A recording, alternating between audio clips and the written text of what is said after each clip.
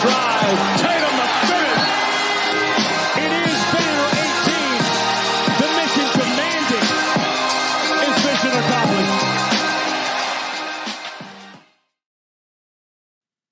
What's up, everyone? This is Noah Dalzell with a brand new episode of You Got Boston, Celtics podcast, and we are just a couple days away from Celtics Media Day. So soon enough, it will no longer be about speculation or reminiscing, but it'll be about real-time reporting and letting you all know what is going on the ground.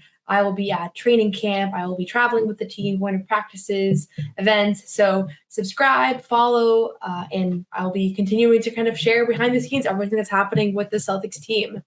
We have a special guest for today's episode, actually two guests. So I'm recording this after the interview that I conducted alongside my dad. The guest is Dana Altman, Oregon's men's basketball coach, who also coached Payton Pritchard for 4 seasons, including a season in which Payton Pritchard was really one of the best players in all of college basketball. And so I will be very transparent about this. I don't have a lot of connections or familial ties to the basketball industry, but my dad played basketball. I've talked about that before. We've had him on before, and he played at Eastern New Mexico, and Dana Altman was actually his teammate. So figured the three of us would all chat together just a little bit about basketball and about coaching and about just how the landscape has changed with online, growth and social media and all of that. But also really what I wanted to get into with Dana was Payton Pritchard, because obviously Payton Pritchard is one of the key members of the Celtics team and one of the key members of this team that just won the championship and that hopefully will be able to kind of run it back this season. And so chatted with Dana about kind of when he knew Payton Pritchard was going to be an NBA player. We talked about the half-court shot, so that was pretty interesting to hear about some of the history there that maybe some of you were familiar, maybe you weren't. And we also just talked about kind of the perception of coaches, because something that I've talked about, and if you've listened to me on other podcasts or even if just on here or on Twitter or whatever, I don't like speculating about people being good coaches and bad coaches because I just genuinely think we don't really know what's going on behind the scenes. And so we talked a little bit about that as well with my father, John, and with Dana, his teammate, and a college coach of nearly 40 years now. So I hope you enjoyed the conversation. It was a little bit differently formatted than usual because it was all three of us on this. And normally when I have a guest, it probably won't be as crowded, but hope you enjoy. And thanks so much, as always, for tuning in. I will be going live on Sunday to give you all kind of any opportunity to ask questions, Celtics mailbag as usual, but I'm also going to be in Connecticut covering the Fever Sun game. So we'll have a special WNBA focused show from Connecticut on Sunday. So for those of you that are tuning in to women's basketball, tune in and get your questions answered, and we can chat more about that then. Before we go into that, let's hear from our friends over at PrizePicks. PrizePicks is America's #1 daily fantasy sports app with over 5 million active members. PrizePicks is the easiest way to play daily fantasy sports. Unlike other apps, on PrizePicks, it's just you against the numbers. All you have to do is pick more or less on 2 to 6 player stat projections and watch the winnings roll in. You can now win up to 100 times your money on PrizePicks with as little as 4 correct picks. PrizePicks is the best way to get action on sports in most states, including California, Texas, and Georgia. PrizePicks is the only real money daily fantasy platform with an injury insurance policy, so that your lineups stay in play. Even if one of your players gets injured, if your player leaves in the first half and doesn't return, PrizePicks, your picks are still alive. So right now, if you're watching games, if you're watching basketball, different sports, the injury insurance thing, that can be a lot of fun. That has already benefited me in the past as well. So download the PrizePicks app today and use code CLNS and get $50 instantly when you play $5. That's code CLNS on PrizePicks to get $50 instantly when you play $5. You don't even need to win to receive the $50 bonus. It's guaranteed. PrizePicks, run your game. Awesome. So we have 2 special guests on the You Got Boston podcast today. One is a little bit more special than the other. No offense to my dad, who's a repeat guest. But we also have Dana Altman, who is here to discuss Payton Pritchard today, which I'm really excited about because obviously that's somebody that Celtics fans really care about and I really want to learn more about. But also we want to hear a little bit about his time as a college coach for the last, how many years have you coached college in total? Oh, You shouldn't ask that question, but no, I've been a Division I head coach for 35 years now, and coached 9 years before that in junior colleges and an assistant to Lon Kruger at Kansas State. So I've got 44 years in, start number 45, and kind of ages me a little bit, but it's been a good run. Absolutely. And maybe I'll have my dad explain how you guys know each other, because I think you would do better justice than I will, just for the viewers to have some context on why we have all. And first of all, we want to clarify that whatever went on in Eastern New Mexico stays in Eastern New Mexico, right, Dana? That's true. That's true. I'm not sure. I can already tell he's on edge. Describing the time together, so we won't have time to go into a lot of details, but we'll make it quick. But Dana and I's history is that he came out of junior college, I know, and I came out of high school, and we both met at Eastern New Mexico. We were both recruited from very different directions, and he came in as a junior, right, Dana? And I came in as a freshman, and we were teammates on a team that was coached by Larry Riley, who ended up being the GM of the Golden State Warriors. And the rest is history. Dana, what was interesting is we not only played together, but when Dana graduated from Eastern New Mexico, it was like an assistant coaching job, right? Or like an internship. He went to coach for Larry Riley's twin brother, who was coaching at Western Colorado. And that, that's part of his path to where he is today. But it was pretty interesting. So Dana, no, the Riley twins were really good to me over the years. I still stay in touch with them. In fact, we went on a golfing trip for 4 days last month in August. And so my time with John at Eastern and meeting Coach Riley, and then spending 2 years with Larry and then 2 years with Mike, those guys have been really good to me over the years. Can I tell a little funny story now? Please. So one of the funniest things that I remember back in my history, and it involves Dana, is that Dana was, when he was coaching at Western Colorado, we talked about this last time we spoke, but it was Christmas break and I didn't really have anywhere to go. And Dana had told me like 6 months earlier, maybe you want to come up to Western Colorado. And of course, we didn't speak about it for 6 months. And I decided on a whim to drive up to Western Colorado. And I got up there and there was nobody on campus. I couldn't find anybody. The place was deserted. And I finally found his phone number and called Nebraska, and he answered the phone. And I said, Dana, I'm here at Western Colorado. You remember? I said, I remember. Yeah, I'm here to visit because that was 6 hours. months ago I invited you, and you never said anything. And now you're in Colorado. I'm in Nebraska. And as a really good friend, which he really was to me in college, he said, I'll be there in a couple of days. And he left, I think probably to the horror of his family, he came and joined me in Colorado and we hung out together. But it was so funny. Anyway. I do remember that. I jumped in the car the next morning and drove the next morning, hours, to get back. So I can't believe you thought it was appropriate to just show up without. I was young and. Oh, that was your dad. That was your dad. He was carefree. Let's let it go. I'm buttoned down. I was precise. That's right. And I went to every class. If your dad told you he went to every class and did everything by the book, he absolutely lied to you. All right. I tried.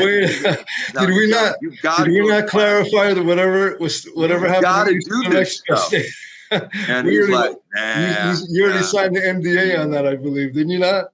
What's that? Didn't you sign the NDA on the Eastern New Mexico piece that we talked about? No, I didn't sign no non-disclosure agreement. You're up. Okay. So what's interesting though is that even then, and this is the real thing, is that we as different personalities. Is I was a player, and I am still a player. I never really had a desire to be a coach. I love the game from the player's perspective, and I still do. And Dana was already as a junior in college. He was already a kind of a coach. And it was like he was meant to do and to be what he ended up doing. It's pretty fascinating. And I still am the same kind of gym rat kind of basketball player until today, which is, that's who we are, I guess. But yeah, I was a little less responsible than Dana was back in the day. When did you know you wanted to be a coach, Dana? I really don't know. I needed assistance. I wanted to get an MBA, and I needed help paying for it. So I took the GA's job at Western. I planned to go to law school and decided not to do that. So, but then when I was a GA and working for Mike Riley, I really enjoyed it. Just couldn't see myself doing anything else at 2:00 but going to the gym. And so then I was junior college coach, and I loved that. I got really good players, really good guys that loved ball and kind of needed me.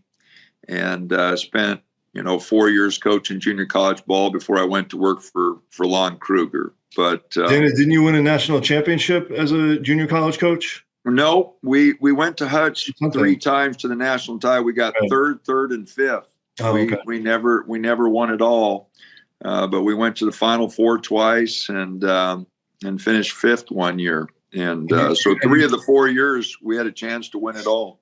And didn't you coach the junior college that you played for before you came to Eastern New Mexico? Yeah. That was my first job. Southeast Fairbury Junior College, Southeast Community College, and then I went to Moberly, which was my big break because I got Mitch Richmond.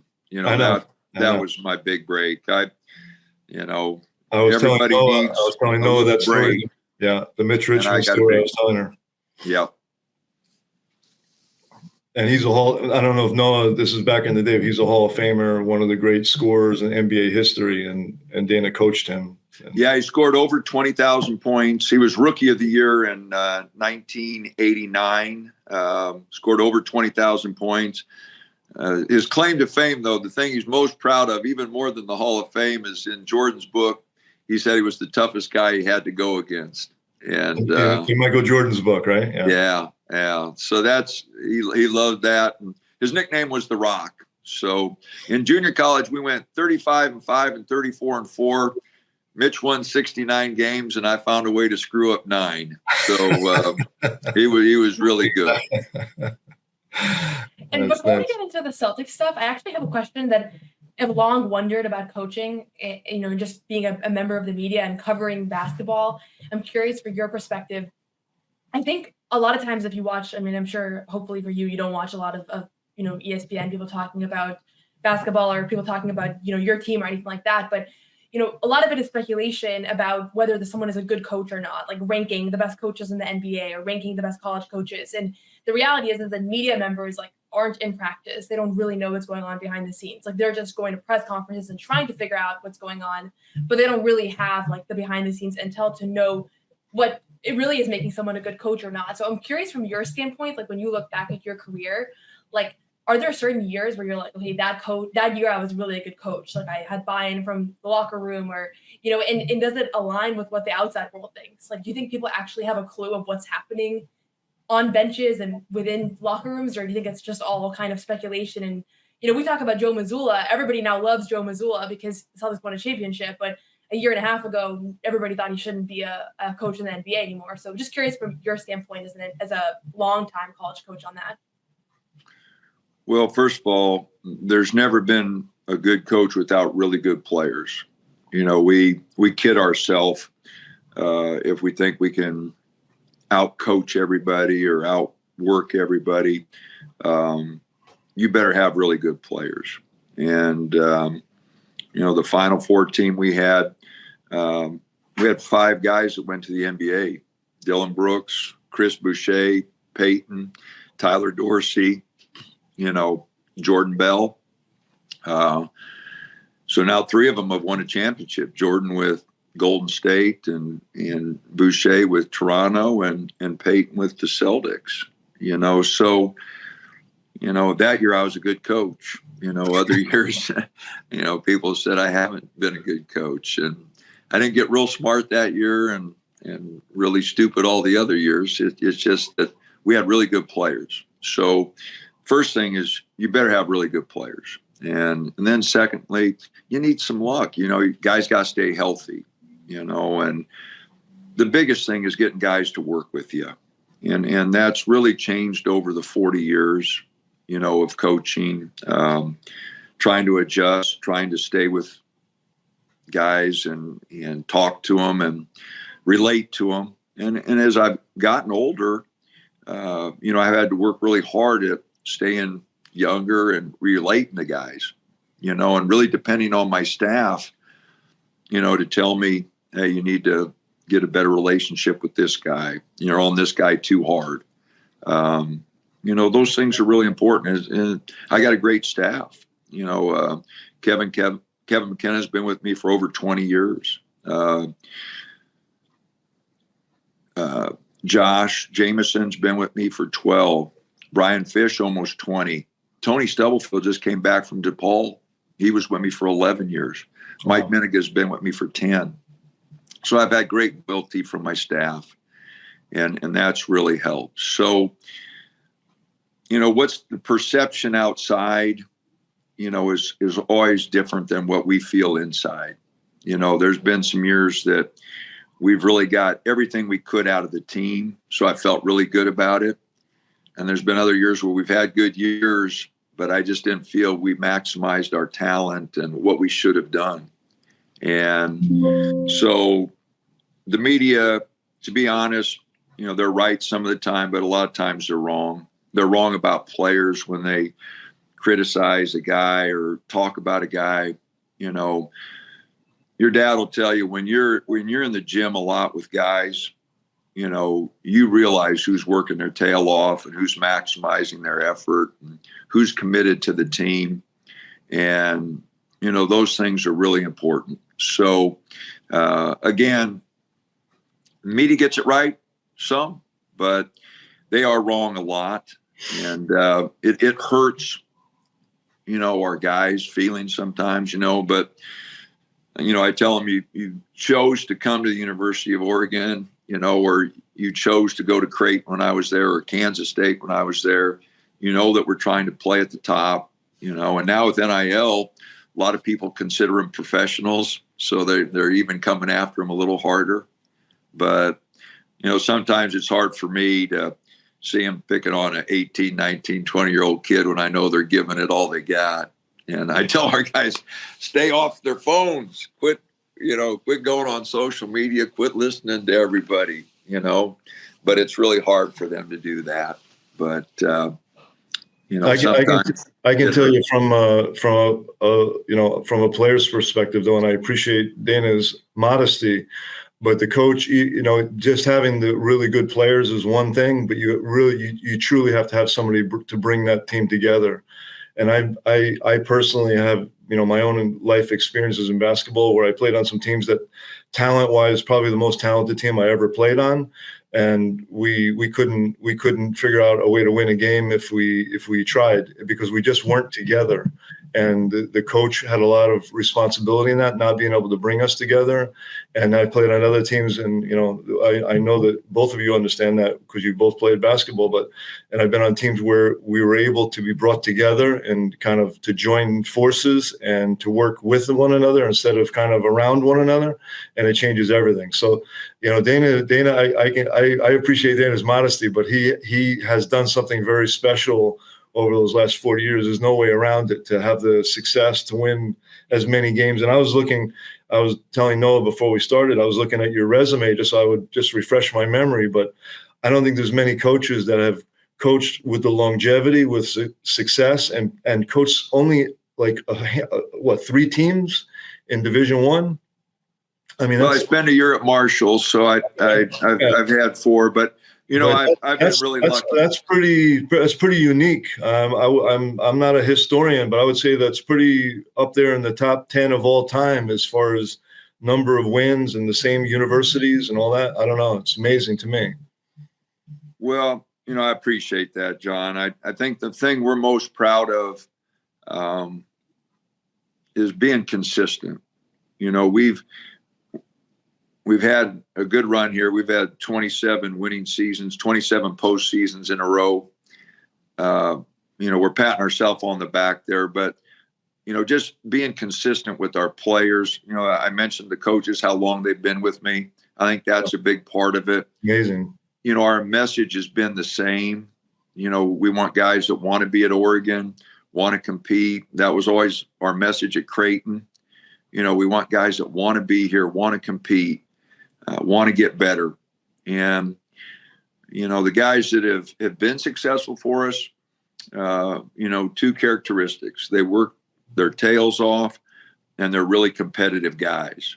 And, Dillon Brooks is, kind of, some people in the media don't. The one thing I loved about him, he was so competitive. He brought it every day. You talk about a guy that loves the game. And I know we're going to talk about Payton. He's the same way. Payton loves basketball. Oh, yeah. He loves to be in the gym. By the part way, of his identity is he's a player. And Payton's competitive now. I mean, he'd lose a shooting drill. He'd lose a 10. We run after, 10 up and downs. He'd get mad. He competes. And so, again, we've been fortunate to get guys that have those two characteristics. They love the game, love to be in the gym, love to work hard, and then they're really competitive. I love going to events right now. It's football season. Love going to football games, concerts, really any events. Living in Boston, you can just put in any event into the Game Time app, and you can get the best prices guaranteed. Game Time has a new feature called Game Time Picks that makes getting tickets to see your favorite teams play live even easier. Game Time Picks filters out the fluff to show you only incredible deals on great seats, so you don't have to waste time searching through thousands of tickets. So all you have to do is figure out what it is you want to attend. For example, I'm looking right now to get tickets for my family for opening night for the Celtics. So I can search that game in, browse through the seats on Game Time Picks.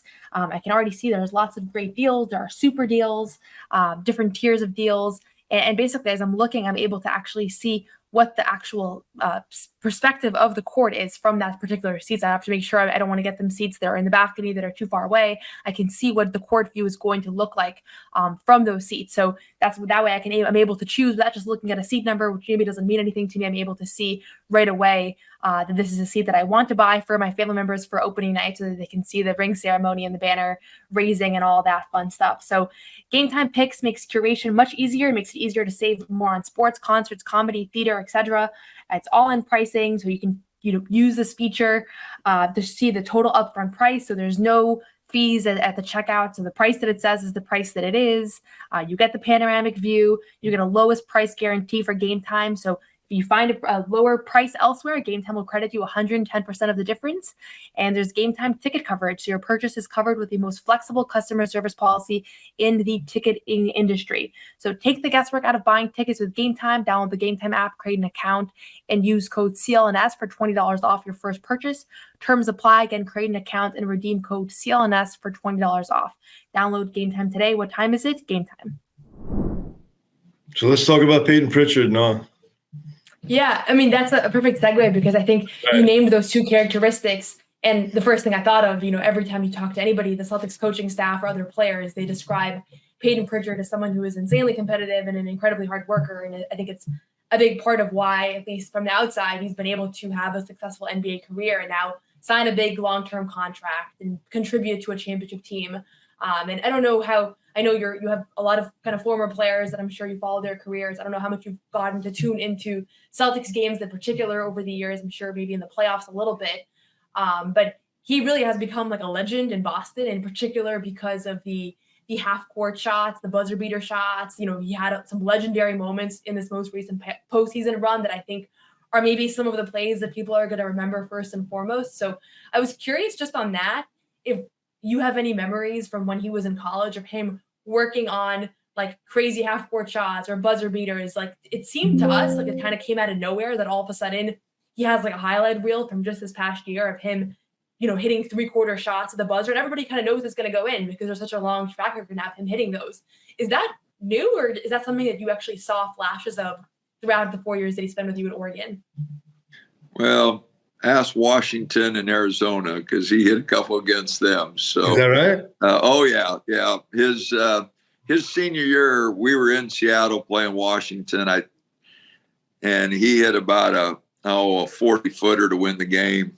And, Payton, he was pounding his chest. Yeah. And he didn't lose in Seattle the 4 years he was here. So I own this town, he's patting himself. But no, and he had a game against Arizona his senior year. I think he got 36 that night. And, a couple of them are from way down. He hit a couple deep ones, but no, he's just in the gym. You let him take those shots, especially later in his career. As a freshman, sophomore, he didn't, but as a junior and a senior, he kind of earned that right, because he was in the gym more. And, I tell guys, they earn shots, they earn the right to take those shots. And Peyton's teammates respected that. He was ready for it. He wanted to take those shots, and so he's, again, that's part of his makeup. He doesn't lack for confidence now. He's perfectionist, and he knows he's a player. He thinks he's a player. Going his junior and senior year, nobody had him in the mock drafts. Nobody was thinking about him being a player, and not him. He's going, and Brad, fortunately saw something in him. And well, Dana, I wanted to ask you, because coming out his senior year, and I remember this because I was watching him play, because of course, because of you and my history with you, I always pay attention to where Oregon is and what they're doing, and I was very aware of Payton Pritchard for those 4 years. And his senior year, he was literally dominating the Pac-12. And I know that he was like he was All-American, consensus All-American going into his senior year. And all of that was happening. And then COVID hit right before the Pac-12 tournament, right? Yeah. And I remember thinking to myself, the lights went out on this, not only, of course, for the everyone, but all the whole college program, but particularly with him, because he was about to go on the stage of kind of the world stage to do his thing. And then the lights went out. And I wonder, do you think that affected where he went in the draft, that he may have been even higher in the draft, or maybe he would have come out of college even with even higher expectations than he did? Because I have I don't know. It could have. But he was Pac-12 Player of the Year that year. Yep. And his junior year, we went to the Sweet 16, and Virginia beat us by 4, and that was the year Virginia won it all, and he had a great finish to his junior year. So, people were aware of him, and the NCAA tournament definitely could have been a springboard, as it has been for a lot of teams. We won the league. We were the number 1 seed in our conference tournament. I think we'd have probably been a 3 seed in the NCAA tournament that year. That's kind of what everybody has projected. So it could have been a great opportunity for him. But, there were plenty of teams that saw him and knew what he was capable of. And like I said, I'm glad that Brad pulled the trigger on him, because, I thought it was a good fit at the time. I believe it's been a good fit, throughout his career. I'm really biased because I love Payton. I love his attitude. I love what he did for our program and our university. Dana, where do you think how far do you think he can go as an NBA player? Because I don't want to like jump on the bandwagon now, but from when they drafted him, there was a lot of discourse from the fans. Why did they draft him? This is, you heard that living in Boston, and I was thinking to myself, that was a great pick, and this guy's going to be a great NBA player. And it took him a little while to get started, I think, which it's not unusual for a rookie to come in and to a big program, but now he's established. But like, how far do you think that he can actually go as an NBA player? Because I think that he could be if he was on a different team right now, I could see him starting and averaging 25 points a game. I don't know. I'm not sure if I'm wrong, but I believe that. Well, I think he could definitely be a starter for some teams. And I think he can score. So and here again, I'm biased because he was with me for 4 years and won us a lot of games. But I we definitely want to hear bias. That's what we're looking for. Bias. He can be, but he's with a winner, and he's got a role on that winning team. Oh, yeah. He's going to play a long time. I truly believe that. He's got 10, 12 more years that he's going to play. He reminds me of another player I had, Kyle Korver, who was just really dedicated, really took care of himself, really loved ball, and, was a role player for a while, but then became an all-star. Spent 17 years in the league, because he took care of his body. He loved ball. He was always in shape, no bad habits, and that's Payton, just at a different position. Yeah. But I think Peyton's going to play a long time. And, no one would have ever guessed that Kyle Korver would have ever played in an NBA All-Star game and had the career that he did. And I think people underestimated him. I think they underestimate Peyton. I think he'll have a long career. I think there's going to be a lot of good years that, what he could develop into given the opportunity. And Kyle bounced around for a few teams, and I hope that doesn't happen with Peyton. I'd like to see him stay with the winner and be playing for championships. That's something that's really, we mentioned Mitch Richmond. Mitch Richmond went to LA Lakers his last year of his career just so he could win a championship, try to be on a championship team. And, players that play a long time, that's what they want. That's what coaches coach for. We spent all this time, we want to get back to the Final Four. We're going to try to win it again. So I say again, Oregon won it in 1939, so it's been a long drought. So, is that right? Yeah, we won the very first NCAA championship here at Oregon. So, but 1939, John, it was a while ago. So, we got a little bit before our time. A little bit. We got to try to get back and get one for the school. I hope so. I hope so for you. You deserve it. And just one last question on him. This is super insightful, so I appreciate you sharing. I think there's some obvious things about what has made people be able to succeed in the NBA, and you've obviously coached former great players. The work ethic you mentioned, the competitive spirit.